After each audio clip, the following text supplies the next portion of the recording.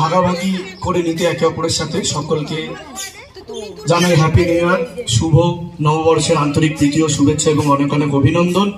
এবং এই যে স্টেজ দেখছেন এবং এই যে পুরো ম্যানেজমেন্ট, এটা কিন্তু ওয়ান অ্যান্ড অনলি বাবাই বসাক, যার কথা বললেই নয়।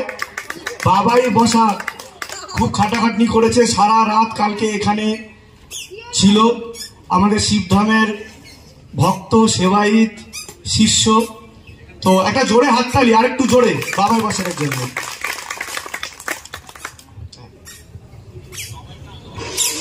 ধামের পক্ষ থেকে সুন্দরদাকে নমস্কার। আপনারা দেখছেন আদর্শ তিতুমির পত্রিকার সঙ্গে রয়েছে আমি ধৃতরাষ্ট্র। আজকের যে আমাদের নিবেদন বা আজকের যে আমাদের প্রতিবেদন, এই প্রতিবেদন কিন্তু শুধুমাত্র প্রতিবেদন হিসাবে আপনারা দেখবেন না। এটা হচ্ছে আমরা পশ্চিমবাংলা, ভারতবর্ষের সর্বস্তরের যারা দুস্থ গরিব মানুষ আছেন, যাদেরকে ঠকানো হচ্ছে দমদম শিবধাম বা ভূত মুক্তি কেন্দ্র নাম দিয়ে। যে লোকটি অত্যন্ত একটি ফেরেববাজ লোক, সৌরভ দাস ওরফে পীরানন্দম সেজে আছেন, যিনি অর্থ ছাড়া অন্য কিছু বোঝে না। আমরা দেখছেন যে ধারাবাহিকভাবে আমাদের প্রতিবেদনগুলো আমরা কিন্তু মানুষের স্বার্থে আমরা তুলে ধরছি। এই যে শিবধাম বা ভূত মুক্তি কেন্দ্রে যারা পুরনো কর্মী রয়েছেন বা পুরনো যারা এই মানুষের সেবা করার জন্য এই ধামের সঙ্গে জুড়েছিলেন, তাদের মধ্যে কিন্তু আজ আর কেউ নেই এই ধামের সঙ্গে বা এই ভূত মুক্তি কেন্দ্রের সঙ্গে। কেন নেই? তারা প্রত্যেকেই বুঝে গেছেন যে এই যে ভূত মুক্তি বা শিবধাম যিনি সেজে আছেন, সৌরভ দাস ওরফে পীরানন্দম, তিনি হচ্ছেন একটা পাক্কা ফেরেববাজ। আমাদের হাতে যে তথ্য প্রমাণ রয়েছে, তথ্য প্রমাণে কিন্তু সেটাই বোঝা যাচ্ছে। এই শিবধামকে উত্থানের পিছনে বা এই ভূত মুক্তি কেন্দ্রকে উত্থানের পিছনে যার সবচাইতে বেশি মেধা, মনন এবং সংস্কৃতি শিবধামের সঙ্গে যিনি সংযোগ করেছিলেন, তিনি আজকে আমাদের স্টুডিওতে তাকে আমরা নিয়ে এসেছি। বাবাই বসাক, বসাক ইভেন্ট ম্যানেজমেন্টের কর্ণধার। একটু বাবাই সম্পর্কে 1 মিনিট আপনাদের বলি। বাবাইকে আপনারা দেখবেন শ্রীরামপুর, হুগলি, কলকাতা, বিভিন্ন জায়গায় এই যে যখন দুর্গাপুজো, জগদ্ধাত্রী পুজোয় অসাধারণ তার কাজ, এবং যে সমস্ত প্যান্ডেল বা যে সমস্ত সে ম্যানেজমেন্টের কাজ করে, যেগুলো দেখে বোঝার উপায় থাকে না যে সেটা কি মানে বানানো কাপড় দিয়ে বা এ দিয়ে বানানো মন্দির, না আসলে এবছর একটা করেছিল যে আসলে সেটা বিদেশের মন্দির, মানে এমন তার কিন্তু কাজ। তো সেই বাবাই দেবনাথ, যাকে আপনারা দেখতেন যে সব সময় ভূত মুক্তি কেন্দ্রের যিনি গুরু রয়েছেন সৌরভ দাসকে আগলে রাখতেন, কোন রকম কিছু হলেই সবার প্রথম তিনি গিয়ে মুভমেন্ট করতেন। আপনারা ভিডিওতে এটাও দেখেছিলেন যে বীরভূমে যখন গিয়েছিল, দুর্গাপুরে যখন দুর্গাপুরে যখন গিয়েছিলেন, সেখানে একটা মানে সভা করবেন এবং সেখানে একটা আশ্রম তৈরি করবেন, এবং সেখানে গিয়ে আপনারা দেখেছেন যে কিভাবে বাবাই দেবনাথ এবং তার সহযোগীরা, বাবাই বসাক এবং তার সহযোগীরা দুর্গাপুর, আসানসোল সেখানে গিয়েছিলেন। বাবাই দেবনাথ এই দুর্গাপুর এবং আসানসোলে গিয়েছিলেন বাবাই বসাক। এই ভণ্ড গুরু যে রয়েছেন পীরানন্দম, যিনি তারা মাসে যে আছেন, তিনি আরো কিছু লোকজন গিয়েছিলেন। সেখানে কেন গিয়েছিলেন? সেখানে একটা সভা হবে, মানুষের মঙ্গলের জন্য কিছু তাবিজ কবজ বিক্রি হবে, আর একটা মন্দির তৈরি হবে। কিন্তু সেখানে যাওয়ার পর যে ঘটনা ঘটেছে, সেই ঘটনা শুনলে আপনারা স্তম্ভিত হয়ে যাবেন, আপনাদের গা শিউরে উঠবে যে ইনি শিবের সাধনা করেন, ইনি কোনো শিবের সাধক নয়। আপনারা এটা যদি শোনেন বাবাই বসাকের মুখ থেকে, ইনি অর্থ ছাড়া অন্য কিছু চেনেন না। নমস্কার বাবাইদা, আপনি আমাদের ডাকে আমাদের স্টুডিওতে আজকে এসছেন। মানুষের জন্য আপনি এসছেন, আমাদেরও লড়াই মানুষের জন্য, আপনিও লড়ছেন মানুষের জন্যই। আপনি যে দুর্গাপুরে গিয়েছিলেন এবং সেখানে দেখা গেছে যে এই যে পীরানন্দম রয়েছেন শিবধাম বা ভূতমুক্তি কেন্দ্রের, তাকে সর্বক্ষণ আপনি আগলে রেখেছিলেন, এবং আপনাকে এমনও দেখা গেছে সেখানকার পুলিশ কর্মীদের সঙ্গে আপনি বচসায়ও জড়িয়েছেন, মানে এই শিবধামের গুরুকে ওখানে প্রতিষ্ঠা করার জন্য। তারপর থেকে আপনি শিবধাম ছেড়ে দিলেন। কেন ছাড়লেন একটু আপনি আমাদের দর্শকদের জন্য বলুন। নমস্কার, আমি বাবাই বসাক। আপনারা সকলেই চেনেন আমি ভালো কি খারাপ আপনারা সকলেই জানেন। সকলের কাছে তো ভালো হওয়া সম্ভব না, হাতের 5টা আঙুল যেরকম সমান না, আমি সবার কাছে ভালো নই। তো যাই হোক, আমি যদি কোনো দিন কোনো রকম কোনো কিছু ভুল করে থাকি তার জন্য আপনাদের কাছে ক্ষমা প্রার্থী। আর যদি কিছু ভালো কিছু করে থাকি তাহলে আপনাদের আশীর্বাদকে মাথায় নিয়ে আমি আজও এগিয়ে চলেছি, আগামী দিনেও এগিয়ে চলব। তো আজ যার আমন্ত্রণে আমি এসেছি, ধৃতরাষ্ট্রদা এবং তার সহকর্মী সুরেন্দ্র কুমার সিং, দুজনকেই ধন্যবাদ জানাই এই আদর্শ তিতুমির পত্রিকাকে আমাকে আমন্ত্রণ জানানোর জন্য। তো আজ আসার বিশেষ উদ্দেশ্য হচ্ছে, অনেক দিন দেখা হয় না, এছাড়াও একটা জায়গায় কথাবার্তা।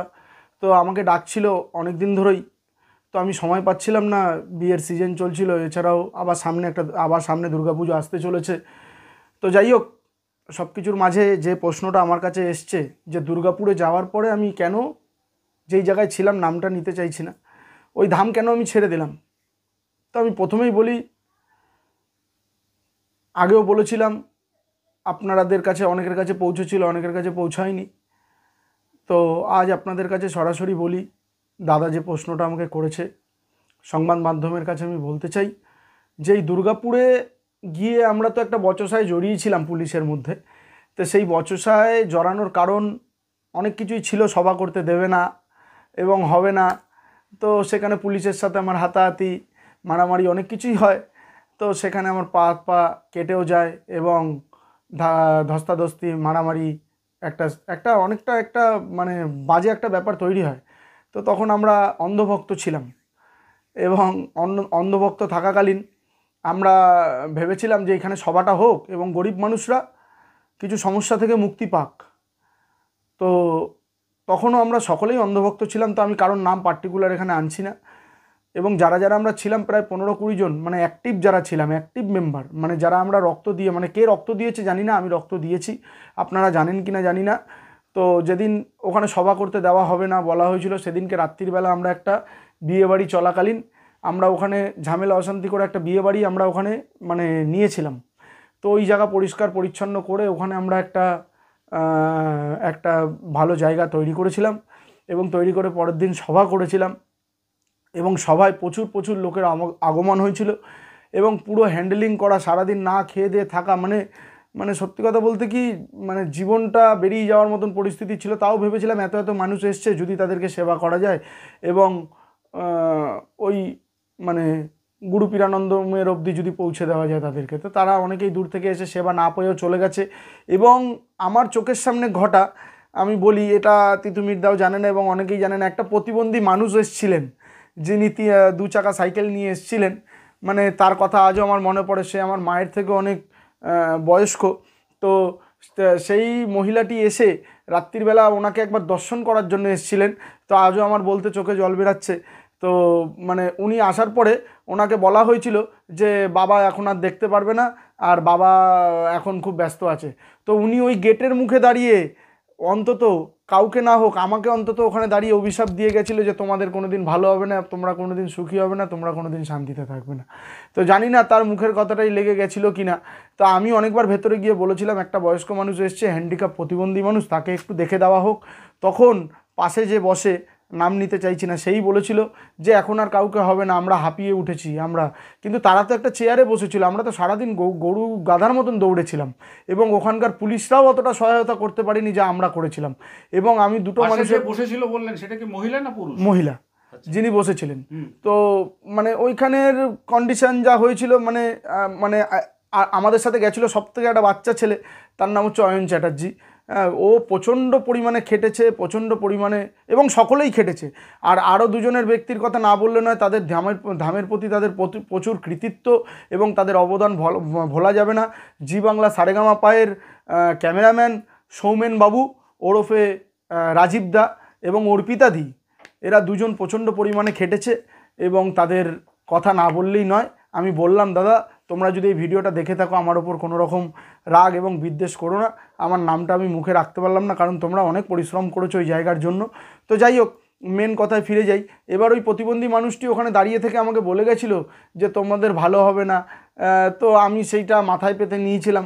তো যাই হোক, আমরা সেদিন সভা শেষ করে আমরা চলে যাই আমাদের গেস্ট রুমে। তো গেস্ট রুমে যাওয়ার পর আমরা খাওয়া দাওয়া করে শুয়ে পড়েছিলাম পরের দিন আমরা বেরাবো বলে। তো বেরানোর আমি বিশেষ করে অনেকবার বলেছিলাম যে ট্রেনে করে যাওয়ার কথা, যে দুর্গাপুর থেকে ট্রেনে করে ফিরলে সবাই আমরা যদি সিট নাও পাই আমরা দাঁড়িয়ে থেকে এদিক ওদিক করে আনন্দ করতে করতে চলে যাব। তো তখন ওখানে বলা হয়েছিল, আমি নাম নিতে চাইছি না, যে না আমি পার্সোনাল গাড়িতে যাব, কেউ বলছে ওটা, কেউ বলছে সেটা। তো অনেকের কারণে পার্সোনাল গাড়ি করা হয়েছিল। তো পার্সোনাল গাড়িটা করার পরে যখন আমরা দুর্গাপুর টপকাই, যখন আমরা দুর্গাপুর ক্রস করি, তখন আমি হঠাৎ করে ঘুমিয়ে পড়েছিলাম এবং আমার সামনে 4 জন বসেছিল। যে মহিলাটির কথা বললাম তিনি ছিল, হ্যাঁ, ওখানে আরেকজন ছিল, তার পাশে আরেকটা ব্যক্তি ছিল, দুজনের নাম আমি নিলাম না, তার পাশে আমি ছিলাম জানলার ধারে।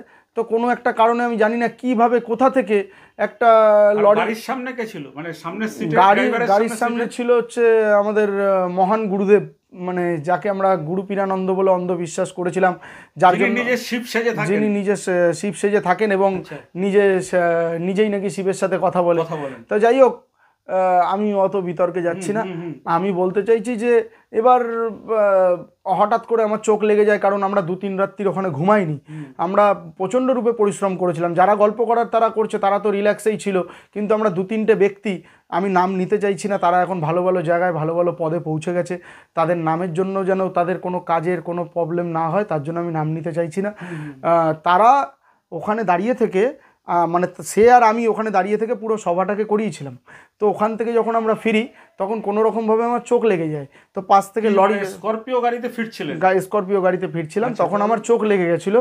তো তখন আমরা বেরিয়েছিলাম, আমার যতক্ষণ জ্ঞান ছিল তখন আমরা বেরিয়েছিলাম বেলা 3:30-4টে নাগাদ। আমরা খাওয়া দাওয়া করে দুর্গাপুর থেকে আমরা রওনা দিয়েছি। এবার তারপরে বিকেল 5টা-6টা নাগাদ আমার লাস্ট আরেকজন পার্সোনাল গাড়ি নিয়ে গেছিলো, যার নাম বললাম জি বাংলা সারেগামা পায়ের ক্যামেরাম্যান সৌমেনবাবু আর অর্পিতা দি, ওরা ওদের পার্সোনাল গাড়ি নিয়ে গেছিলো। তো ওরা যখন ক্রস করে তখন লাস্ট ওদের ওই দেখা হাইওয়ে রোডে যে ওরাও ক্রস করছে আমরাও ক্রস করছি। তারপরে হঠাৎ করে কখন আমি নার্সিংহোমে অ্যাডমিট হয়ে গেলাম আমি নিজেও জানি না। এবার হয়েছিল কি হয়েছিল, আমি ঘুমিয়ে, উনি তো মানে আমরা দেখতে পাই যে উনি শিব সেজে ওখানে বসে থাকেন, পাশে একজন মাতারা সাজিয়েছেন এবং উনি ওখান থেকে শিবকে বলেন হুঁ হুঁ হুঁ, বাবা নিধন, বাবা ক্যা হুয়া বলো, পাকার কে লে আও। মানে মনে হয় শিবকে উনি বোতলবন্দি করে রেখেছেন। তো যে গাড়িতে উনি আপনার সামনে বসে আছেন, আপনি তার পেছনে রয়েছেন, এমন কি ঘটনা ঘটলো যে আপনি নার্সিংহোমে গিয়ে আপনার, এবার আমার যতক্ষণ জ্ঞান ছিল আমি ততক্ষণ জানি 5:30-6টা বাজে। তারপরে কোনো একটা সময় হয়তো রাস্তা থেকে লরি যাচ্ছিল। আমরা জানি দুর্গাপুর মানেই হচ্ছে লৌহ ইস্পাত শিল্প কারখানা, ওখান থেকে লৌহ ইস্পাত শিল্পনগরী। তো এবার ওখানে বিভিন্ন রকম মানে রডের আমদানি, যেখান থেকে আমাদের রড এসে আমাদের এই আজকে কলকাতা শহরের এত বড় বড় বিল্ডিং দাঁড়িয়েছে, TMT বারগুলো। তো যে কোনো কারণে কোনো রড হয়তো ঝাঁকুনিতে লরি থেকে কোনো কারণে, এবং হয়তো আমি কোনো পাপ করেছি কিংবা হয়তো সবাই গিয়ে হয়তো সেই বয়স্ক মানুষটাকে হয়তো তাকে দেখতে দিনি, কোনো একটা কারণে হয়তো রডটা, শুধু এটাকে আপনি এভাবে দেখছেন কেন? এমনও তো হতে পারে যে আপনি যেটা ভাবছেন যে ওটা একটা কারণ হতে পারে, কিন্তু আরেকটা কারণও তো এমন হতে পারে যে আপনি নিজে একজন তারামায়ের সাধক, আপনার বাড়িতে খুব তারামায়ের বড় মন্দির আছে এবং আপনি সবসময় পুজো অর্চনা করে ধর্মের পথেই চলেন। এমনও তো হতে পারে যে এই ভণ্ড গুরুর কাছ থেকে আপনাকে সরিয়ে নিয়ে আসার জন্য মাই একটা তার অলৌকিক ক্রিয়া করে আপনাকে এইভাবে এটা করেছে। না, সেটা তো বিশেষ করে মায়ের কাছে আমি সারা জীবন কৃতজ্ঞ থাকবো। এবং আমার ছোটোবেলার একটা স্বপ্ন ছিল যে আমি নিজে পায়ে যখন দাঁড়াবো, কারণ আমার বাবা মা সত্যি কথা বলতে কি জন্ম দিয়েছে ঠিকই কথা, আমি নিজে অনেক কষ্ট করে আজকে 15-16 বছর ধরে এই ব্যবসাটা করছি। তো যাই হোক, দাদা আপনার মুখে আপনি আমাদের কিছু ছবি দেখিয়েছিলেন, যেটাতে এখনো এখানে দাগটা খুব স্পষ্ট দেখা যাচ্ছে, সেলাইয়ের দাগ। এবং আপনি যেভাবে আমাদের ছবি দেখিয়েছেন পুরো আটকে ওঠার কথা, আটকে ওঠা। এবং আমরা তো আপনার সঙ্গে ছিলাম না, ছবি দেখে আটকে উঠছে, আমার কাছে এখনো রয়েছে, আমি দেখাতে পারি। তারপরে কি? তো এবারে ব্যাপারটা হলো যে আমি তখন ঘুমিয়ে পড়েছিলাম, তো লরি থেকে কোনো রকম একটা রড, কোনো রকম একটা রড এসে হঠাৎ কখন কাঁচ ভেঙে আমার গালে ঢুকে যায়, আচ্ছা। এবং গালে ঢুকে যাওয়ার পরে শুধু গালে ঢোকেনি, গালের এপার ওপার হয়ে গেছিলো। তখন দুর্গাপুর মাতৃসদন, যতদূর আমার খেয়াল আছে, দুর্গাপুর মাতৃসদনে মনে হয় আমাকে নিয়ে যাওয়া হয়। আমি 2 দিন সেন্সলেস ছিলাম, মানে 48 ঘন্টা সেন্স আমার আছে, অজ্ঞান ছিলাম। আচ্ছা। তো তখন আমি জানিও না আমি কোথায় আছি। তো তারপরে যখন আমার জ্ঞান এলো, আমাকে সিস্টার দেখলাম আমাকে কিছু ফ্রুট দিয়েছে খাওয়ার জন্য। তখন আমি দেখলাম আমি হসপিটালে অ্যাডমিট, মানে নার্সিংহোমে অ্যাডমিট রয়েছি, এবং তখন আমার স্লাইন কন্টিনিউ চলছে। তো তখন আমি জানতে পারি আমার মুখে 8টা সেলাই পড়েছে, আমার গালে রড ঢুকে গেছে, এবং গালের ভেতর আমি দেখতে পাচ্ছি, মানে আগের যা ছবি আমি অ্যাক্সিডেন্টের দেখতে পেয়েছি, গালের এপার ওপার আমার ফুটো, পুরো গর্ত, মানে এখান থেকে ঢুকেছে আর এখান থেকে বেরিয়েছে, পুরো গালটার এপার থেকে ওপার। তো যাই হোক, এবার তখন তারপরে আমি বাড়িতে এসে জানতে পারি আমার ওয়াইফকে কল করা হয়েছিল, এবং ওয়াইফকে কল করে গুরু পীরানন্দম টাকার কথাও বলেছিল যে ওর এখানে চিকিৎসার জন্য টাকা লাগবে।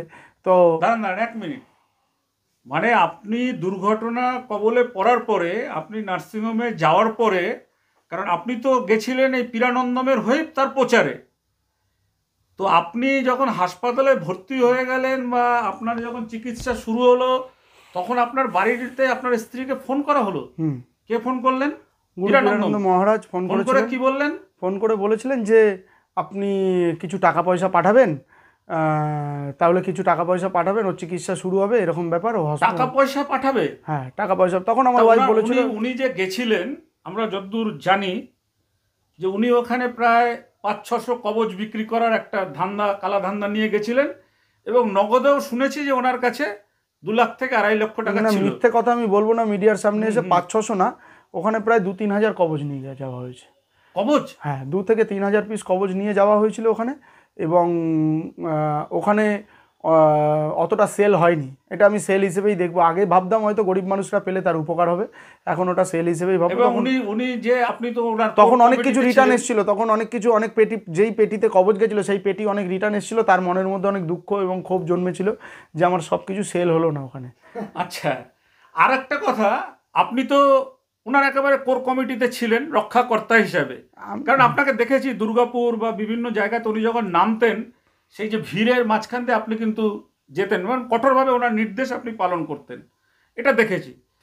তো তাহলে উনি যে গেছিলেন ওখানে, উনি যে যাওয়ার সময় ওনার কাছে কত পরিমাণ টাকা ছিল? কত পরিমাণ টাকা সেগুলো তো আমাদেরকে বলেনি, কিন্তু আমার আন্দাজ 1.5-2 লাখ টাকা হয়তো নিয়ে গেছিলো সে সাথে, কারণ সে যেখানেই যায় না কেন কম বেশি আমার জানা আছে 1-1.5 লাখ 2 লাখ টাকা সাথে নিয়ে যায়। আচ্ছা বাবা, তাহলে আপনি বলুন, যে লোকটা যদি সত্যিকারে গুরুদেব হয়, যে লোকটা যদি সত্যিকারে শিবের সাধক হয়, সেই লোকটার আপনি সবসময় ছায়াসঙ্গী, তার উত্থানের জন্য আপনি জীবনের অনেকটা সময় ব্যয় করে দিয়েছেন, পরিবারের দিকে সময় না দিয়ে।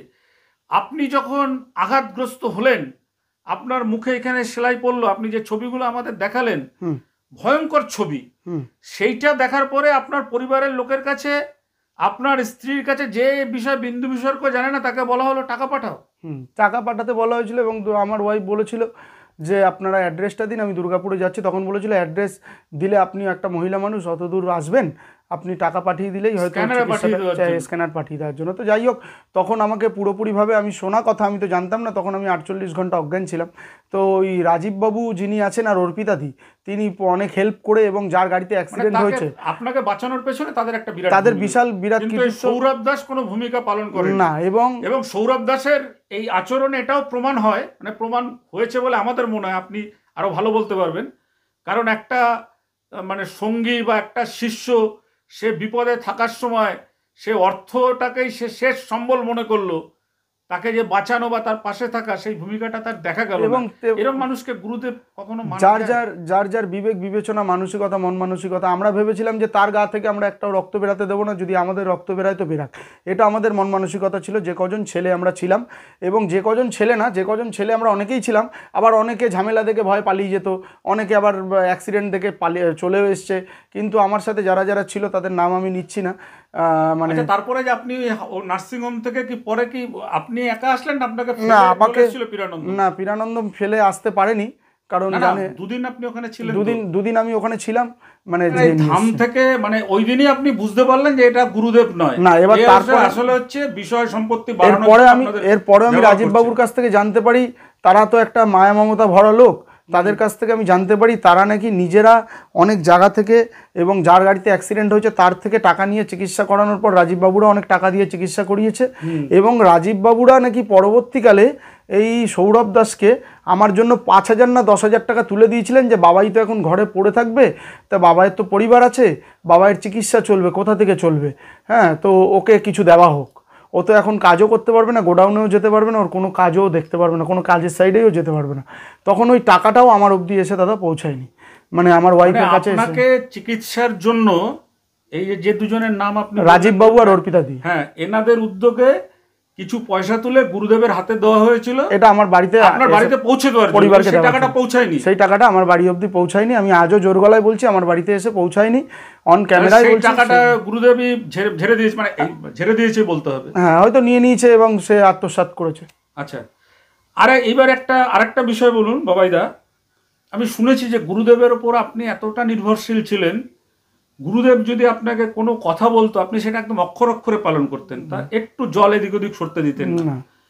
তো এই ঘটনাটার পর আপনি প্রতিবাদ করার পরে আপনাকে নাকি অভিসম্পাত দেওয়া হয়েছিল, বলা হয়েছিল আপনাকে বউ বাচ্চা, আপনি নিজে কি ভয় দেখানো হয়েছিল, কি বলে? ভয় দেখানো বলতে দেখুন না, আমি যদি জোর গলায় বলি যে ওর কথা আমরা মেনে চলতাম গুরু হিসেবে, কিন্তু ও আমাকে শিষ্য হিসেবে মানতো কিনা জানি না। ও আমাকে একজন ভালো ব্যক্তি হিসেবে মানতো যে বাবাইকে হাতে রাখলে, বাবাইকে কাছে রাখলে অনেক কাজ হবে। তো সেই হিসেবে ও আমাকে, ওর যেহেতু আমি সব ব্যাপারটা জানতাম, ও আমাকে বলেছিল, আপনাকে ব্যবহার, মানে তোমাকে ব্যবহার করা হয়েছে। হ্যাঁ, আমাকে ও ডিরেক্ট বলেছিল যে আমি তখন না, আমি সব থেকে মেন প্রশ্ন, আমি ওকে প্রশ্ন করেছিলাম যে আমার যেই ঘটনাটা ঘটলো, তোমাকে তো আগে থাকতে মা আর বাবা সবাই নাকি সব কিছু বলে দেয়, তাহলে তুমি গাড়িতে থাকতে আমার অ্যাক্সিডেন্ট হলো কী করে? এবং আমাকে অনেকেই বলেছিল, দুর্গাপুরে যারা সভাতে ছিল এবং যারা আজও ধামের সাথে অনেকে যুক্ত আছে, আমি নাম নিতে চাইছি না, হ্যাঁ, যারা কলকাতা, প্রপার কলকাতা থেকে আসে এখনও 2-4 জন, তারাও বলেছিল যে দাদা গাড়িতে থাকতে তোমার অ্যাক্সিডেন্ট হলো কী করে? তো আমাকে অনেকে কোশ্চেন করেছিল, সে তো আগে থেকে সব কিছু জেনে যায়, সে তো আগে থেকেই সব কিছু নাকি বলে দেয় যে আমি দেখতে পেয়ে গেছি আপনার এটা হবে ওটা হবে, তাহলে তোমার যে এত বড় একটা অ্যাক্সিডেন্ট হবে, তাহলে তোমাকে আগে থেকে জানলার থেকে সরিয়ে দিয়ে তোমাকে মাঝখানে বসায়নি কেন? কিংবা তোমাকে সে সতর্ক করেনি কেন যে বাবাই তুমি ঘুমিয়ে পড়বে না, তাহলে তোমার অ্যাক্সিডেন্ট হবে না, বা তুমি ট্রেনে করে যাও, বা তুমি আমাদের গাড়িতে যাও না, রাজীববাবুর গাড়িতে যাও, এই গাড়িতে কোনো একটা কিছু ঝড় আসতে চলেছে। তো তখন আমি তাকে কোশ্চেন করার পরে সে আমাকে ভেতরে বলেছিল, একটা আননোন পার্সন, একটা বাইরের ছেলের সামনে, যে তুমি বেশি কথা বলো না আর বেশি কোশ্চেন আমাকে জিজ্ঞাসা করো না, তাহলে কিন্তু তোমার দিন খারাপ আসতে চলেছে। তোমার তখন আমার ছেলের বয়স 3.5 বছর, 3 থেকে 3.5 বছর, তুমি তোমার বউ বাচ্চা নিয়ে রাস্তায় বসবে এবং তুমি তোমার বউ বাচ্চা নিয়ে রাস্তায় পথে নেমে যাবে। তোমার তো ছেলে একদম ছোট, তো 3 বছরের, 3 বছরের ছেলে, তাকে নিয়ে বলছে রাস্তায় বসবে। আমাকে বলছে তুমি তোমার ওয়াইফকে নিয়ে, বউকে নিয়ে রাস্তায় বসবে। শুনুন, অনেকে তো বলছেন ওনার 2-4টে এখন যারা চেলুয়া আছেন, ওই 6,000, 8,000, 12,000 টাকার বেতনে যারা কাজ করছেন, তারা অনেক কথা বলছেন। আর এই লোকটিকে দেখে রাখুন, বিনা স্বার্থে, বিনা পারিশ্রমিকে গুরুদেবের কথা অক্ষর অক্ষরে পালন করতেন, তাকে কি অভিসম্পাত? এবার আমাকে বলা হয়েছিল যে তখন আমি নাম বলতে মানে ভয় পাচ্ছি না, একটা মুর্শিদাবাদের একটা ছেলে আছে যে নাকি আমাদের এখানে একটা পিজি ভাড়া নিয়ে থাকে, সামান্য পিজি ভাড়া নিয়ে থাকে। সে কি কাজ করতো? সে মেডিকেল ডিপার্টমেন্টে ওই নার্সদের, ডাক্তারদের হাতে হাতে যে মানে ছুরি চাকু তুলে দিতে হয়, সেই কাজটা করতো। তো সে মাঝে মাঝে ওখানে আসতো ফুল গোছানোর জন্য, ফল গোছানোর জন্য। তো তার সামনে, নতুন একটা ছেলের সামনে আমাকে বলা হচ্ছে যে তুমি তোমার বউকে নিয়ে, বাচ্চাকে নিয়ে রাস্তায় নামবে এবং তোমার যত বিষয় সম্পত্তি আছে সব ধুলোস্বাদ হয়ে যাবে এবং তোমার গোডাউন পত্র কিছু থাকবে না, মানে আমার তিলে তিলে গড়ে তোলা জিনিসগুলো বলছে কিচ্ছু থাকবে না। সেই ছেলেটাও সাক্ষী আছে, তার সামনেই বলেছে। সে যদি এখন পাল্টি খায়, এমনও বলা হয়েছিল, তুমি বলছিলে যে তোমার দেহ থেকে ধর আলাদা করা হবে। শুধু আমাকে বলেনি, ওখানে অনেকে ছিল, অনেকে বলেছিল যে যারা ওর ওই অনৈতিক কাজের প্রতিবাদ করেন, হ্যাঁ করেছিলেন, হ্যাঁ সবাইকেই বলেছিল, তার মধ্যে আপনিও ছিলেন না? সবাইকে বলেছিল। তারা বলেছিল যে বাবাইদার সাথে এই যে ঝামেলাটা শুরু হলো, এটা একটা মিটিং করে মিটিয়ে নেওয়া হোক। তখন সে বলেছিল এবার আর মিটিং হবে না, বাবা আমাকে আদেশ দিয়েছে গলা থেকে ধর আলাদা হবে, মানে গলা থেকে ধর আলাদা করে দেবে আমাদেরকে সবার, আমাদের গলাও আলাদা করবে, ধরও আলাদা করবে। এই নির্দেশটা কে দিচ্ছেন? বাবা দিচ্ছে। বাবা মানে শিব ঠাকুর? শিব ঠাকুর ডাইরেক্ট কৈলাস থেকে নাকি ওকে দিচ্ছে। আচ্ছা আচ্ছা বাবাইদা, আরেকটা জিনিস, আপনি তো মোটামুটি সবটাই বললেন। আরেকটা জিনিস আপনি বলুন, ওখানে আমরা দেখতে পাই যে ওই যে ওর যে চ্যানেল আছে, ইউটিউব চ্যানেল বা ফেসবুক চ্যানেল বা তার যারা ভাড়া করা সিন্ডিকেট সদস্য আছে, এজেন্ট আছে, তার মধ্যে একটা এজেন্ট ধরা পড়ে জেলে রয়েছে দীঘায় ধর্ষণ কেসে, আমরা ওটা যাচ্ছি না, কিন্তু উনি প্রত্যেককে একই নিদান দেন, গৃহবন্ধন, লক্ষ্মী বন্ধন, জমি বন্ধন, দেহ বন্ধন, আরও সব বন্ধন, এই যে নির্দেশগুলো দেন, এর রহস্যটা একটা আপনি বলুন তো, যে এই যে যে গৃহবন্ধন, লক্ষ্মী বন্ধন, জমি বন্ধন বা দেহ বন্ধন, আরও যা যা বন্ধন উনি বলেন, এইগুলো কি ব্যাপার একটু বলুন তো আপনি। প্রথম কথা হচ্ছে, যখন সে ওই ধাম চালু করে তখন এইসব বন্ধন কিছু ছিল না, মানে তখন বন্ধন ছিল, কোনো মেটেরিয়ালের জিনিস ছিল না। আচ্ছা, ওখানে তখন লাল শালু কাপড়ের মধ্যে কিছু কুচো ফুল ভরে দেওয়া হতো, যেগুলো আপনারা আগের ভিডিওতে দেখেছেন। ওগুলো দিয়েই গিট মেরে দেওয়া হতো, 500 টাকা করে লোকের থেকে নেওয়া হতো। তো তার পরবর্তীকালে ওই, আমি নাম নেব না, একজন আছেন, তার কাছ থেকে ওই তামার একটা থাকে, পাত থাকে, পাতের ওপরে ফটো ল্যামিনেশন করে, তার উপর ল্যামিনেশন করে ওটা দেওয়া হয়, এবং তার কাছ থেকে ওই ফটো ল্যামিনেশন করে গৃহবন্ধন, লক্ষ্মীবন্ধন আর হচ্ছে দেহবন্ধনের জন্য কবচ সেই বানায় ওই জিনিসগুলো, সেই সব ওকে মানে সাপ্লাই করে, এবং সাপ্লাই করে মানে এবং তার হচ্ছে রূপোরই ব্যবসা, সোনারই ব্যবসা, এবং তাকে টাকা দেয়, সে তার টাকার বিনিময় দেয়, তারও তো কোনো দোষ নেই। আপনি যদি ব্যবসা করেন, আমি যদি ব্যবসা করি, আমাকে যদি, তাহলে তো আপনার এটা বলতে হবে যে উনি যে এইসব বন্ধনগুলো দিচ্ছেন, এই বন্ধনের মধ্যে ওনার কোনো কেরামতি নেই, উনি শুধু দালালি খাচ্ছেন। উনি নিয়ে আসার পরে নিয়ে আসার পরে চৌকিতে রেখে দিচ্ছে, হয়তো বাবার সামনে রেখে দিচ্ছে। চৌকি মানে হচ্ছে পীর বাবার চৌকি আছে। আমি আমার লাইফে, আমার আজকে 38-39 বছরে গিয়ে আমি দেখেছি যে আমার লাইফে দেখা কোনো মন্দিরের গায়ে একটা চৌকি রাখা আছে। চৌকিটা হচ্ছে পীর বাবার চৌকি, যেটা আমরা মাজারে গিয়ে দেখতে পাই। সেখানে আমিও চাদর চড়িয়েছি, একটা সময় অনেক দামি দামি চাদর বাবার নামে চড়িয়েছি, এবং পীর বাবার জন্মদিনও করেছি, এবং অনেক কিছুই করা হয়েছে ওখানে আমি থাকাকালীন, অনেক কিছুই হয়েছে। ওখানে তো আমরা দেখেছি যে আপনি ওখানে যে শিব ছিল, শিবের সামনে কোনো যে ঘট থাকে বা কিছু থাকে, সেগুলো কিছু ছিল না। ওটা নিয়ে আমি প্রতিবাদ করেছিলাম, তো আমাকে বলেছিল, বাবা বলেছে এখানে ওইসব কিছু পাওয়া যায় না। বাবাইদা, আপনি আরেকটু ক্লিয়ার করে, যারা দেখছেন বাংলার মানুষ, আমাদের এই চ্যানেল এখন লাখো লোকের উপরে মানুষ দেখছেন এই মুহূর্তে, আপনি বলুন যে এই গৃহবন্ধন, লক্ষ্মীবন্ধন, জমিবন্ধন, দেহবন্ধন, এইগুলো উনি কত টাকা করে কিনে নিয়ে এসে কত টাকা করে পাবলিকের থেকে নেন? দেখুন, এগুলো বললে হয়তো আমার আরো শত্রু বাড়বে, তা যাই হোক, আমি জনসাধারণের জন্য তো অনেক করেছি, তো এবারও করছি। মানে ও আমার শোনা কথা, এবং আমি জানি, আমাকে যে দেয় সেও আমাকে বলেছিল, সে গৃহবন্ধনটা কেনে হচ্ছে 250 টাকায়, বিক্রি করে হচ্ছে 750 টাকায়, লক্ষ্মীবন্ধনটা কেনে হচ্ছে 250 টাকায়, বিক্রি করে 950 টাকায়, কবচটা কেনে 600 টাকায়, বিক্রি করে 2000 টাকায়। আচ্ছা, জমি বন্ধনের জন্য উনি কারোর থেকেই কিছু নেন না, লোককে বলেন যে 8টা গজাল 10 টাকার কালো কার কিনে আনুন, আর এটাকে আমি রেডি করে দেবো, আপনারা পরে এসে নিয়ে যাবেন, তার জন্য 1001 টাকা পূজা বলির দক্ষিণা। আচ্ছা, বাহ, পূজা বলি? হ্যাঁ, পূজা বলির দক্ষিণা, তার জন্য 1001 টাকা।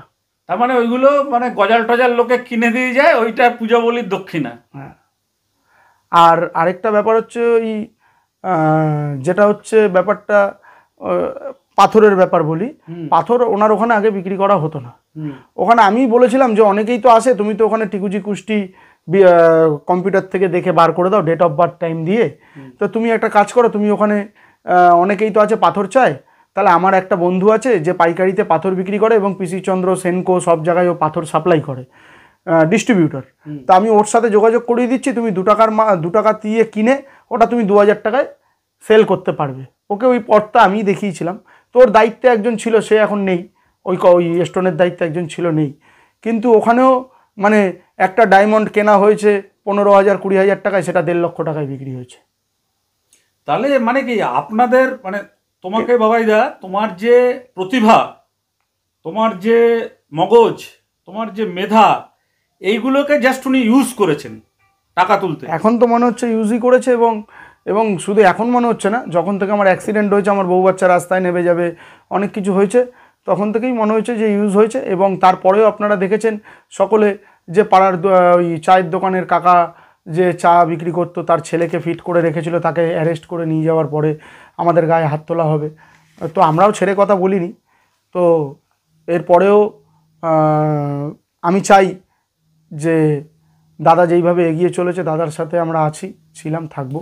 আচ্ছা, আরেকটা জিনিস তুমি বলো, এখন যে সমস্ত ধরো তুমি যে সময় সেবা দিয়েছো সেই সময় ব্যাপক রমরমা ছিল, তো তারপরে মাঝে ভাটা পড়ে গেছিল, মাঝে বন্ধ ছিল কিছুদিন, আবার এখন এই মুহূর্তে বন্ধ আছে। জানা যাচ্ছে যে আমাদের রাজ্যের যিনি শিক্ষামন্ত্রী আছেন তার নজরেও বিষয়টা এসছে। বিষয়টা আসার পরে এখন তার ধানটা বন্ধ আছে, কিন্তু তারা পাবলিককে বলছে যে ভেতরে কাজ হচ্ছে। আসলে ধান তো বন্ধ করা হয়েছে, এটা আমরা পরের খবরে আসছি। তুমি একটা জিনিস ক্লিয়ার করে বলো, তুমি নিজে তো মানে এতদিন তার সাথে জুড়ে ছিলে বা এত কিছু তুমি করেছো, তোমাকে দেখা গেছে যে লাইনে কোনো লোক যদি ফোনের নাম্বার নিয়ে কিছু করতো বা ফোনে করতো, সেখানেও তুমি গিয়ে প্রতিবাদ করেছো, যেটা সঞ্জীব দত্ত করতো। হ্যাঁ, এটা তুমি সবার নাম্বার নিত, এটা তুমি করতে। তো এইবার তোমার যারা নতুন করছে তারা হয়তো জানে না, তুমি তো দীর্ঘদিন ছিলে, তোমার কি মনে হয় আদৌ কি ওনার ভেতরে কোনো মানে শিবের যে শিব নিয়ে উনি যেটা করেন এটা কি মানে কখনো হতে পারে? না না, এটা কোনোদিন হতে পারে না। দেখুন, আমরা একটা কথা বলি, আমরা তো রক্তে মাংসে গড়া মানুষ। তো আমরা যে কোনো জিনিস দেখলেই আমরা ভাবি যে আমাদের লাইফটাকে হয়তো আরও উজ্জ্বল করে তুলতে পারবো আমরা এখানটায় গেলে। তো তার জন্যই আমি কোনো প্রবলেমের মধ্যে, সত্যি কথা বলতে কি, আমি ছিলাম না। আমি গেছিলাম একটা কারণ জানতে, যে আমার সাথে কেউ শত্রুতামি করছে নাকি এবং কিছু করছে নাকি। তখনই আমাকে বলা হলো তোমার গৃহবন্ধন করা আছে, হ্যাঁ, তোমাকে গৃহবন্ধন করে রেখেছে, তোমার কর্মবন্ধন করা আছে, তোমাকে কবজ নিতে হবে, এই নিতে হবে। আমি সবই নিলাম। এগুলো কি টাকা দিয়ে নিয়েছিলে? হ্যাঁ, টাকা দিয়ে নিয়েছিলাম। 3টে ঘরের 3টে গৃহবন্ধন নিয়েছিলাম, একটা গৃহের একটা লক্ষ্মীবন্ধন নিয়েছিলাম। আমার ছেলে, আমি, আমার ওয়াইফ, 3জনেই 3টে কবজ পড়েছিলাম, সবই করেছিলাম। আমি কোনো কিছু বাদ রাখিনি। শুধু আমার ফ্ল্যাট বলে আমি ওর জন্য জমি বন্ধন করতে পারিনি, কারণ নিজস্ব ফ্ল্যাট তো, আমি তো নিচে ওটা পুঁততে পারবো না। ওটা তো আমরা একটা, এই যে ভণ্ড যে গুরু রয়েছেন তিনি খুব সম্ভবত 2024 সালে বা 23 সালের কোনো একটা অনুষ্ঠানের মধ্যে উনি সরাসরি বলছিলেন যে এই শিবধামের উন্নতি বা আজকের যে অনুষ্ঠান এর পেছনে অনলি ওয়ান ম্যান, বাবাই বসাক।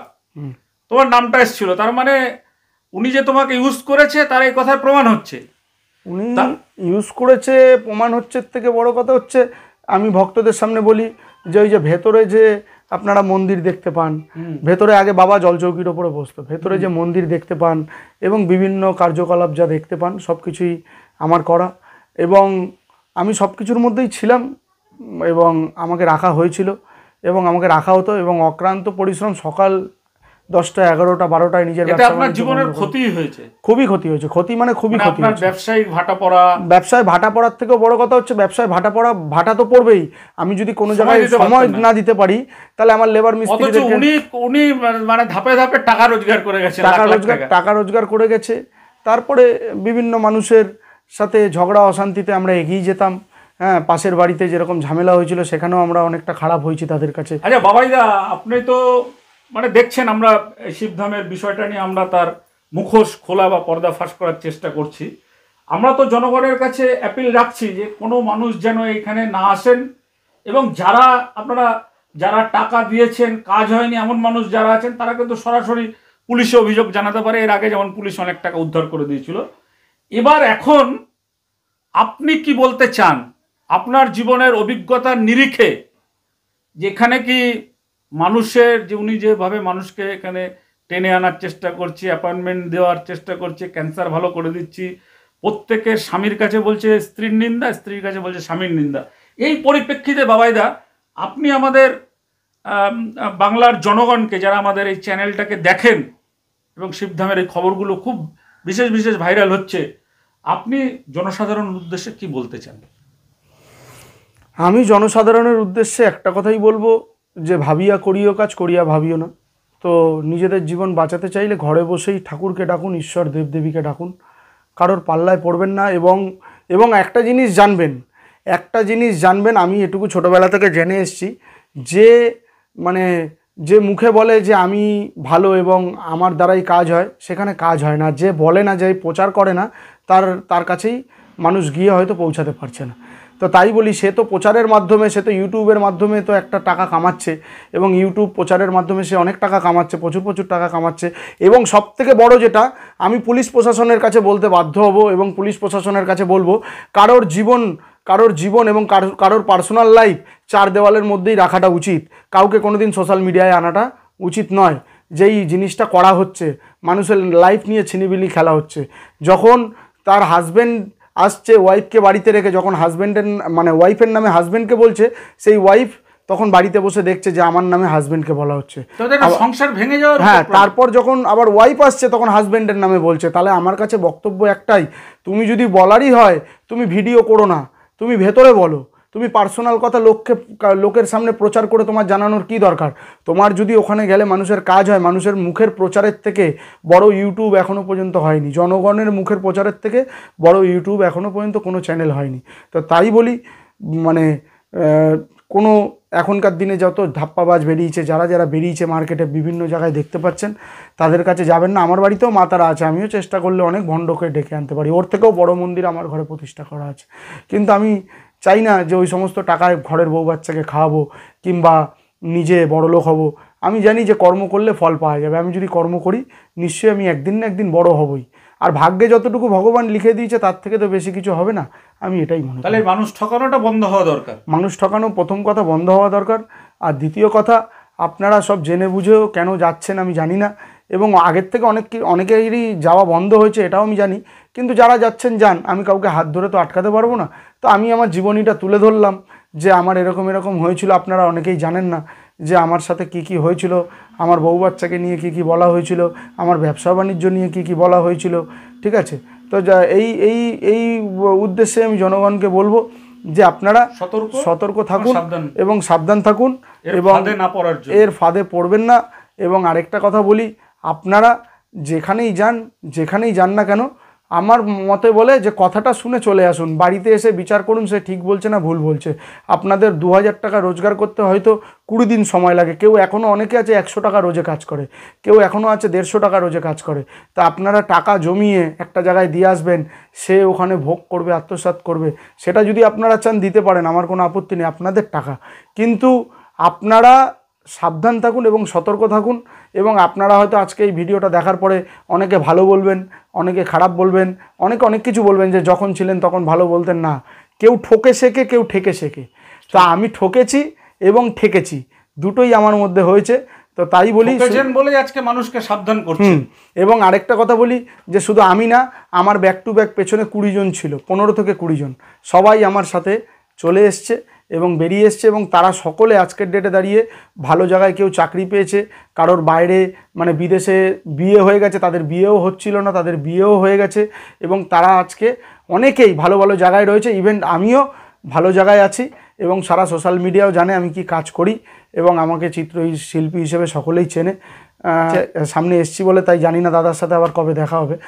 মানে শরীর খারাপ অবস্থায় মেয়েদের যখন প্রবলেম শুরু হয়, তখন আমরা জানি যতক্ষণ না তারা পরিষ্কার হয়, যতক্ষণ না মাথায় তারা মানে মাথা ঘষে, ততক্ষণ তারা পরিষ্কার হতে পারে না। আমরা এটা জানি বাঙালিদের ধর্মে, চাই হিন্দুস্তানি হোক চাই মুসলিম হোক। কিন্তু ওখানে গুরু পীরানন্দ একটা কথাই সবাইকে বলে যে শরীর খারাপ হলেও আপনি ঠাকুরকে ছুঁতে পারবেন। আমাকে ওই গিয়ে কোনো মানুষকে তারামা বানিয়ে মালা পরিয়ে পা ধরবেন না। তারা তাতে খুশি হয়, তারা ভাবে যে আমরা নিজেরা খুব বড় কিছু। তো তার জন্য বললাম, কাউকে বড় করার দরকার নেই, তো ঈশ্বরকে বড় করুন। আর আপনারা নিজেদের কাছে নিজেদেরকে বড় ভাবুন, তাহলে পরেই দেখবেন আপনারা সব দিক থেকে ভালো থাকবেন এবং সুস্থ থাকবেন। তো তাই বলি, তিতুমিরদা আপনাদের সাথে ছিল, আছে, থাকবে। এবং আমিও যতটা পারি কাজের ফাঁকে, আমিও যতটা পারি আপনাদের সাথে ছিলাম, আছি, থাকবো। তাই আপনাদেরকে বহুদিন পরে, আমি তো এই জায়গাটা ছেড়েছি প্রায় 1 বছর হতে আসছে, তো 1 বছর হয়ে গেছে। তো যাই হোক, আমি আপনাদের কাছে বার্তা পৌঁছে দিলাম, আপনারা দেখবেন এবং যা কমেন্ট করা সেটা করবেন। এবং আপনারা এই জায়গাটা থেকে দূরে থাকবেন। শুধু এই জায়গা বলে না, এরকম অনেক জায়গা বেরিয়েছে যেগুলো দাদা তুলে ধরেছে। অভয়ধাম থেকে শুরু করে, মঙ্গলাধাম থেকে শুরু করে অনেক জায়গা বেরিয়েছে। হ্যাঁ, তো সেই জায়গাগুলোকে উনি বন্ধ করেছে। এই জায়গাটাও আশা করি বন্ধ হবে এবং হতে চলেছে। তো আপনারা সাথে থাকবেন, পাশে থাকবেন এবং সতর্ক থাকবেন। ভণ্ড গুরু পীরানন্দ বলছে কোনো দাওয়া চলবে না, শুধু দুয়া চলবে। ও নাকি বাঁকুড়াতে যেখানে ধাম করবে সেখানে নাকি একটা ক্যান্সার হসপিটাল করবে, ওখানে নাকি কোনো ডাক্তার থাকবে না, ওখানে নাকি ও স্পিরিচুয়াল ক্যান্সার লোকের ঠিক করে দেবে। এগুলো শোনার পরও মানুষ এখনও পর্যন্ত ঠিক আছে যে কেমো ছাড়া, হ্যাঁ, মানুষের রেডিয়েশন ছাড়া কেমো ঠিক হয়ে যাচ্ছে। আপনারা এখনও ভাবছেন যে স্পিরিচুয়াল কথার মাধ্যমে কেমো ঠিক হয়ে যাবে? তাহলে আপনারা কতটা বোকা এবং কতটা মানে সাদাসিধে মনের মানুষ হলে পরে এখনও পর্যন্ত এই কথা শুনে চুপ করে আছেন। আচ্ছা বাবাইদা, আপনাকে শেষ প্রশ্ন আমাদের আজকের অনুষ্ঠানের। আপনি অনেকটাই খোলসা করে দিয়েছেন, যাদের বোঝার তারা বুঝে নেবে আপনার কথার মাধ্যমে।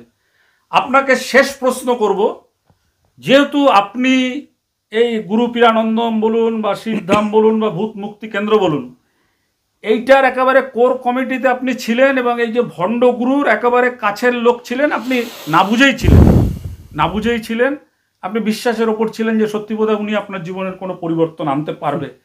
তো আপনি নিজেও টাকা দিয়ে গৃহবন্ধন, কর্মবন্ধন, লক্ষ্মীবন্ধন এগুলো করিয়েছেন শুনে আমি খুব হতবাক হয়ে গেলাম যে আপনারটা হয়তো ফ্রিতে করবে, কিন্তু আপনিও টাকা দিয়ে করিয়েছেন। না, এটা আমি মাঝখানে বলি দাদা, মানে আমারটা ফ্রিতে না, আমি এরকম বলেছিলাম যে এরকম বহু গরিব মানুষ আছে দাদা, আপনি বিশ্বাস করবেন না, যারা দিন আনে দিন খায় এবং যারা ভিক্ষা করে খায়, এমনও লোক আছে যারা এসছে বলেছে বাবা আমি ভিক্ষা করি এবং আমি খুব গরিব, আমার কাছে কিছু নেই, আমার স্বামী রিক্সা চালায়। তখন আমি রিকোয়েস্ট করেছিলাম ওনাকে যে আপনি একটা কাজ করুন, সবার থেকে টাকা নেন কিন্তু গরিবদের থেকে টাকা নেবেন না, তাদের যেটা লাগে সেটা দিয়ে দেন।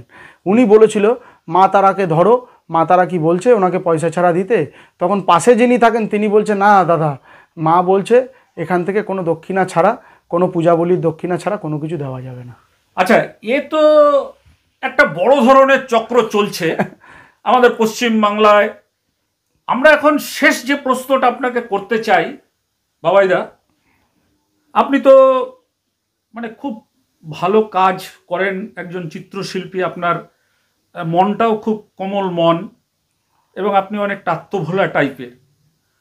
এই যে গুরু পীরানন্দম বিভিন্ন মানুষকে ফাঁদে ফেলে এখনো পর্যন্ত, মানে এটা আপনি হয়তো 1 বছর আগ পর্যন্ত আপনি বলতে পারবেন, মানে গুরু পীরানন্দন যে রয়েছে সে তো আসলে কোনো চাকরি করে না, সে কোনো ব্যবসাও করে না, তার এটাই হচ্ছে ব্যবসা। আমরা দেখাবো পরে যে তার প্রথম জীবনে কি করত। আপনি মোটামুটি যদি একটু দর্শক, মানে আমাদের শ্রোতা বা যারা, আমরা শুনেছি এমনও বাবাইদা আপনি বললেন যে অনেক মানুষ গ্রাম থেকে গরু বিক্রি করে, মানে দোয়ানো গরু, দুধ দোয়ানো, সেই দুধ বেচে তারা খায়, তাদের সমস্যা মুক্ত হবে বলে এইসব গৃহবন্ধন, কর্মবন্ধন গরু বিক্রি করে টাকা দিয়ে নিয়েছে। গরুর দুধ বিক্রি করে শুধু টাকা দিয়ে না, গরু বেচে এসছে এবং অনেকে আছে জমি বন্ধক রেখে, তারপরে তাদের কাজ হয়নি। তা আপনি মোটামুটি বলুন যে এই ধান্দাবাজি করে, যেটা আমরা শুনতে পাচ্ছি যে বিভিন্ন জায়গাতে উনি প্রচুর পরিমাণে সম্পদ করেছে। কিছু কিছু আমাদের কাছে এসছে, যেমন আপনার দত্তপুকুর, বামনগাছি, এইসব জায়গা কিনেছে। তারপরে বাড়ির পাশে একটা বড়, এই যে ধরনের অনেক যে সম্পত্তি করেছে এবং তার যে পাশে তিনি যাকে বসান, আমরা এমনও শুনছি যে তার নামেও একটা ফ্ল্যাট কিনে দিয়েছে। এই যে গরিবের টাকাগুলো নিয়ে করছে, উনি এরকম কত সম্পত্তির মালিক এই মুহূর্তে, এটা একটু আমাদের দর্শকদের জানা দরকার, আপনার মাধ্যমে জানলে খুব ভালো হয়। কত সম্পত্তির মালিক সেটা তো আমি বলতে পারবো না, সব কিছু আমাদেরকে জানিয়ে করতো না। তবু যতটা আপনি জানেন, যতটা জানি বলতে, আমার সামনে বাঁকুড়ায় যিনি জমি দিয়েছিলেন, বাঁকুড়ার জমি রেজিস্ট্রি হয়েছে। এছাড়াও ওনার বাড়ির সামনেই একটা গ্যারেজ নিয়েছে, বড় গ্যারেজ। তার কিরকম মূল্য আপনার তো মোটামুটি ছিলেন, আপনি জানেন মোটামুটি, যদি একটু বলেন। 20 লক্ষ টাকা দিয়ে নিয়েছে। 20 লক্ষ টাকা? 20 লক্ষ টাকায় গ্যারেজ নেওয়া হয়েছে, ভাবছেন? ক্যাশ টাকা 20 লক্ষ টাকা। তাও প্রমোটারের নাম আমি বলছি, বলাই কৃষ্ণ। 20 লক্ষ টাকা ক্যাশ? হ্যাঁ, ক্যাশ। ভাবছেন কিভাবে অর্থনৈতিক দুর্নীতি এটা বলা যেতে পারে যে একটা লোকের কাছে 20 লক্ষ টাকা নগদ থাকছে। 20 লক্ষ টাকা ক্যাশ দিয়ে নেওয়া হয়েছে এবং দত্তপুকুরে যে বাড়িটা নিয়েছে সেটা আমি জানি না, আমাকে নিয়ে যাওয়া হয়েছে বলে আমার মনে হয় না, কিন্তু আমার শোনা কথা ওটা প্রায় ওরকম হবে, প্রায় 1,30,40 লক্ষ টাকা। কি বুঝছেন আপনারা? 1,30,40 লক্ষ টাকা। একটা রাস্তার এপারে একটা বাড়ি, রাস্তার ওপারে একটা বাড়ি, দুটোই বাড়ি। বলছে ওখানে নাকি ই হবে, মেডিটেশন সেন্টার হবে, মানে ওখানে নাকি লোকে ধ্যান জপ করতে যাবে দত্তপুকুরে। আর আর এই নিউ টাউন রাজারহাট, সেটা তো আমি বেরিয়ে আসার পরে আমি শুনেছি যে রাজারহাট নিউ টাউনে 3 জন গেছিল, 2 জন ফ্ল্যাট কিনেছে, আর তার একজন মধ্যে ভণ্ড পীরানন্দমও আছেন, এবং তার তৈরি একসময় ভূত থেকে মাতারা বানানো সেই সাধিকারও নাকি একটা ফ্ল্যাট কিনে দিয়েছে, আমরা শুনতে পাচ্ছি। যা আমিও শুনেছি সেটা। আপনারা তো পুরোটা দেখলেন, জানলেন। এই বাবাই দেবনাথ, বাবাই বসাকের কথা আমরা আপনাদেরকে বললাম, আপনারাও শুনলেন।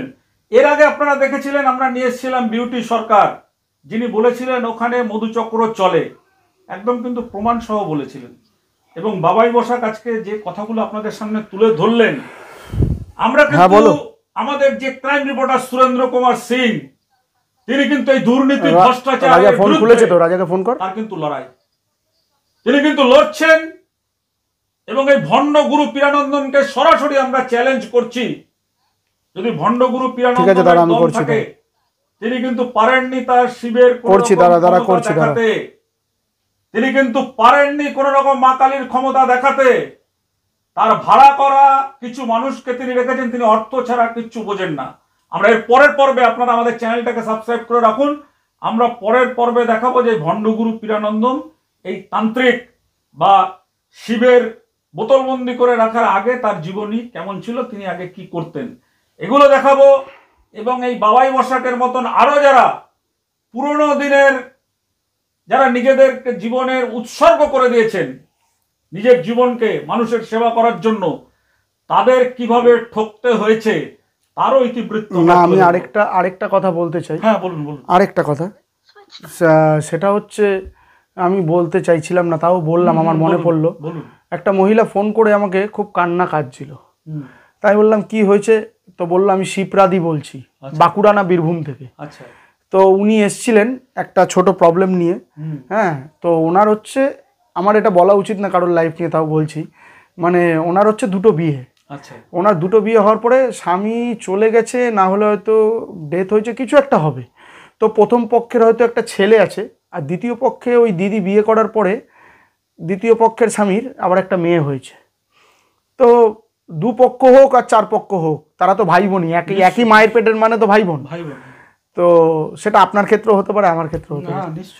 তো দাদা, মানে আমি শুনে অবাক হয়ে গেলাম, দিদি কাঁদতে কাঁদতে বলছিল শিপ্রাদি, নাম হচ্ছে শিপ্রাদি, শিপ্রাদি সবই শুনছে, হয়তো দেখতেও পাচ্ছে, জানবেও শিপ্রাদি। তো দিদি, আমি তোমার বিনা পারমিশনেই কথাটা বললাম। তো তুমি একবার উনি ওনার ছেলে মেয়েকে নিয়ে এসেছিলেন, যে কি ব্যাপার, কি বৃত্তান্ত। তখন উনি নাকি বলেছে যে ভাই যেহেতু বড়, বোন যেহেতু পরের পক্ষের ছোট, তো ভাই আর বোনের মধ্যে নাকি বাজে শারীরিক সম্পর্ক নাকি 2-1 বার হয়ে গেছে। উনি জানলেন কি করে? বাবা বলেছে। ভাবুন, বাবার নাম করে যত রকম অপরাধ করা হচ্ছে, তারপরে ভাই বোনের বাজে সম্পর্ক যখন হয়ে ভিডিওটা হয়ে গেছে, এবার এক একটা মানুষের এক একটা ভিডিও মানে তার লাইফ রিস্ক। সোশ্যাল মিডিয়ায় চলে যাওয়া মানে তার একটা লাল কালির দাগ পড়ে যাওয়া, মানে সে কোনো জায়গায় চাকরিও পাবে না, সে কোনো জায়গায় কিচ্ছু না, তাকে ফুটপাতে বসা ছাড়া কোনো রাস্তা নেই। এবং তাকে করার পরে সে গ্রামে ঢুকতে পারেনি, এই শিপ্রাদি। গ্রামের লোকেরা আটকেছে, যখন শুনেছে এই সৌরভ দাসের যখন ভিডিওটা তার ভাইরাল হয়েছে, সে তো এই ভিডিও ছেড়েই লোককে ব্ল্যাকমেলগুলো করে। তো যখন দেখেছে যে ভাই বোনের সাথে সম্পর্ক হয়েছে, তা অনেকেই শুনে অবাক যে দাদার সাথে বোনের কি করে শারীরিক সম্পর্ক হতে পারে। কিন্তু এখানে একটা ভুলভ্রান্তি মায়ের সামনে যখন বলে ফেলে, তারপরের দিন যখন গ্রামে লোকে ঢুকতে না দেয়, তখন ওর মা বাধ্য হয়ে, এই শিপ্রাদি বাধ্য হয়ে ভাই আর বোনের মধ্যে বিয়ে দিয়ে দেয়। কি বলছেন আপনি? আমি যেটা বলছি, আপনারা শিপ্রাদির নাম্বার আমি দিচ্ছি, আপনারা সরাসরি যোগাযোগ করে নিন। পীরানন্দম এই কাজটা করেছে? হ্যাঁ, করেছে। গ্রামের লোকে ঢুকতে দিচ্ছিল না। শিপ্রাদির ছেলের সাথে এখন মেয়ে একসাথে থাকে, মানে ভাই বোন এখন হাজব্যান্ড ওয়াইফ হয়ে গেছে।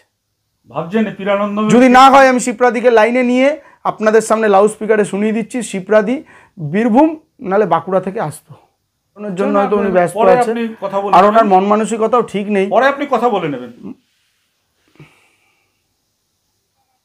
আমি বাবাই তখন ফোন করলো যখন স্যারের সঙ্গে কথা বলছিলাম। হ্যালো। হ্যাঁ দিদি। হ্যাঁ বাবা, সরি বাবা, আমার ছেলেটা মাধ্যমিক দিয়ে তো স্যারের কাছে গিয়েছিলাম, দিয়ে আরেকটা স্যার থেকে আরেকটা স্যারের কাছে গিয়ে আমি ফোনটা করতে ভুলে গেছি। তোমার ছেলে মেয়ে এখন কেমন আছে?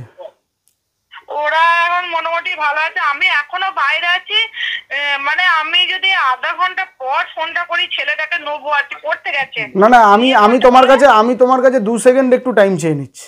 আচ্ছা 2 সেকেন্ড তুই বল, আমি শুনছি বাবা। আমি তোমাকে যেটা বলছি, তুমি তো একবার এসছিলে, মানে আমার যেদিন ঝামেলা হচ্ছিল ধামে তুমি তো এসছিলে, সবই তুমি দেখেছো।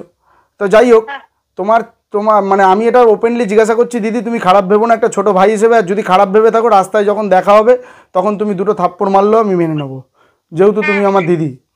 আমি তোমাকে একটা কথা বলি দিদি, যে এই যে তুমি যে ব্যাপারটা যে তোমার সাথে ঘটেছে, এই ব্যাপারটা নিয়ে তুমি যে প্রতিবাদ করলে না এবং চেপে গেলে, হ্যাঁ, এই ব্যাপারটা নিয়ে কিন্তু তোমার প্রতিবাদ করা উচিত ছিল। এটা আমাকে সবাই বলছে যে তোমার ছেলের সাথে যে মেয়ের যে বিয়েটা হলো, এটা নিয়ে কিন্তু তোমার প্রতিবাদ করা উচিত ছিল। আমাকে জামাইবাবু করতে দেয়নি আর ছেলে মেয়েগুলো করতে দেয়নি। তাহলে তোমার ছেলে আর মেয়ে, উনি যেহেতু ওই সব লাইনে আছে, উনি ভালো কাজ কতটা করেছেন আমি জানি না, খারাপ কাজের দিক দিয়ে উনি করেছেন। তারপর আমাদের বিশাল বড় অ্যাক্সিডেন্টটা হলো ত্রিবেণী শিবপুরে, মানে ওই পিরানন্দমের কথা বলছো? হ্যাঁ, আমি পরিষ্কার সিদ্ধামের কথাই বলছি। এবার সেই হিসেবে বাড়ির লোক বললো যে যেও না, উনি আবার হয়তো ক্ষতি করবেন, ক্ষতি করে আমরা শেষ হবো। আর সত্যি আমাদের এমন বড় ক্ষতি হলো 25শে জুলাই আমাদের ভাগনা গাড়িটা গঙ্গার ঘাটে, ত্রিবেণী শিবপুরে গঙ্গার ঘাটে চলে গেছে। আমি প্রয়োজনের সমস্ত খবরগুলো যা মিডিয়া হয়েছে সব আমি তোকে পাঠিয়ে দেবো, আমার কোনো দুঃখ নেই। মানে আমি যে বেঁচে আছি সেটাই অনেক ভাগ্য ভালো, পরিষ্কার কথা আমার কাছে। না না, তারপরে তোমাকে এই যে তোমার যে ভিডিওটা তুমি ছেলে মেয়েকে নিয়ে আসার পরে যে ভিডিওটা বানানো হয়, সেটা নিয়ে তো তুমি গ্রামে ঢুকতে পারছিলে না, তার জন্যই তো তোমার ছেলে আর মেয়ের বিয়েটা হলো। হ্যাঁ স্বাভাবিক, আমি বিয়েটা দিতে বাধ্য হয়েছি, কিছু করার নেই। তো আমি মুখ দেখাবো কি করে লোকজনের কাছে? আমি তো এটা ভেবে এখনো অবাক হই দিদি, আমি এখনো পর্যন্ত দিদি আমি এটা ভেবে অবাক যে একই মায়ের পেটের ভাই আর বোন দুজন কি করে হাজবেন্ড ওয়াইফ হয়ে গেল। মানে আর সেকেন্ড ম্যারেজ, ঠিক আছে। এবার আমার সতীনের মেয়ের সাথে আমার নিজের ছেলের বিয়ে দিতে হলো, মানে ভাবতে হচ্ছে তাহলে তো একই হলো, তোমার পেটের হোক আর তার আগের মায়ের পেটের হোক, একই তো হলো। তো ভাই বোনই না। আমি মানে মুখ দেখাতে পারলাম না এখনো পর্যন্ত আমার শ্বশুর শাশুড়ির কাছে। আমি 33 কোটি মা তারা মায়ের দিব্যি করে বলছি, এখনো পর্যন্ত ভাই 33 কোটি দেবতার দিব্যি করে বলছি, তারা মায়ের দিব্যি করে বলছি, এখনো পর্যন্ত বাড়ির লোকগুলোর কাছে মুখ দেখাতে পারি না আমি। না না,